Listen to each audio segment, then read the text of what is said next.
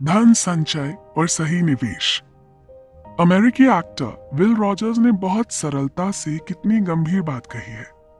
ऐसे बहुत से लोग हैं जो अपनी गाढ़ी कमाई का पैसा खर्च करते हैं उन चीजों को खरीदने के लिए जो वो नहीं चाहते, और उन लोगों को प्रभावित करने के लिए जो उन्हें पसंद नहीं है। है ना कमाल की बात। हम लोग अक्सर ऐसा करते हैं, अपना घर भर देते हैं बेकार की चीजों से, वो भी बेकार के लोगों को दिखाने के लिए। कहिए, आप भी इस बात से सहमत हैं या नहीं? नमस्कार दोस्तों, मैं हूं पल्लवी और आप हैं मेरे साथ एक ऐसी किताब की चर्चा में जिसने दुनिया भर में लाखों करोड़ों लोगों को पैसे का सही मोल समझाया है।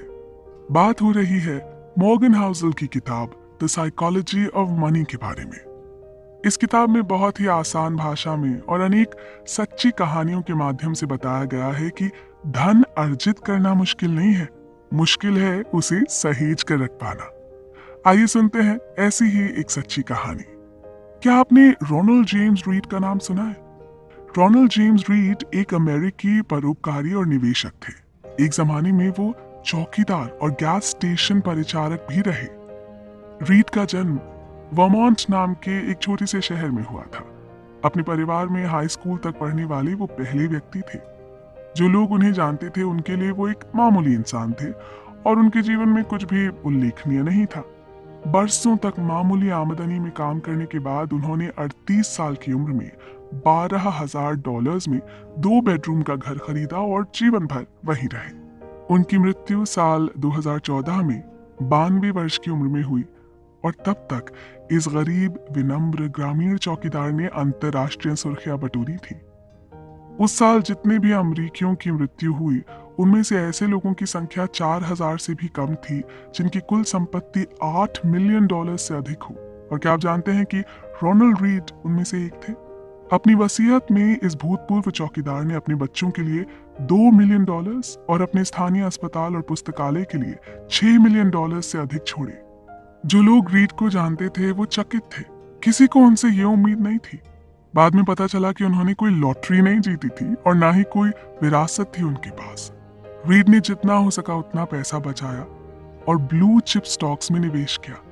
फिर उन्होंने बड़े धैर्य के साथ कई दशकों तक इंतजार किया और एक दिन उनकी वो छोटी सी बचत $8 मिलियन से अधिक हो गई। तो ये था एक मामूली चौकीदार से एक विश्वविख्यात परोपकारी बनने तक का उनका सफर।